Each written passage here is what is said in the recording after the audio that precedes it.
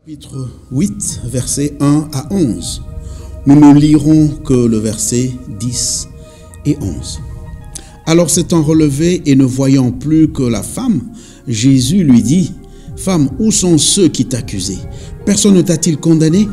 Elle répondit, « Non, Seigneur. » Et Jésus lui dit, « Je ne te condamne pas non plus, va et ne pêche plus. » De quel côté nous trouvons-nous quand quelqu'un trouve être surpris en flagrant délit d'une faute grave?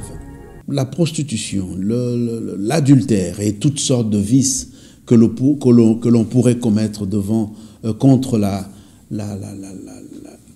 loi morale que Dieu nous édicte dans sa parole. Tout ça est condamnable.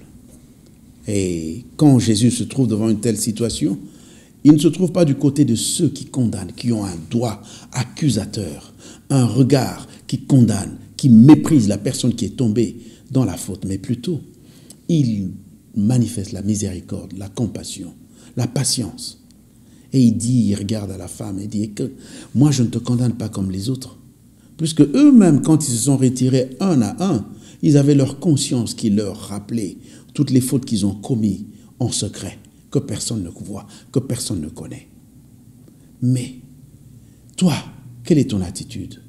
Un mari, une femme qui a toujours un doigt accusateur, un regard qui condamne, et souvent avec la plus lourde sentence. Nous condamnons, nous condamnons. Qu'est-ce que nous attendons des personnes que nous condamnons tous les jours? Nous ne recevons jamais rien.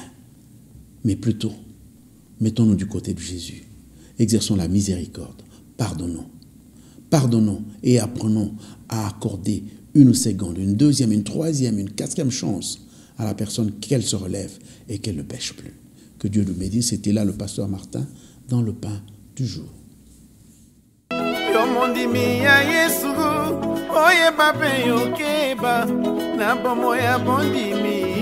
Basi mingi minyoko kofinga pe kotongo bakomona yo zoba ebongi yo bosana te boka na yo likolo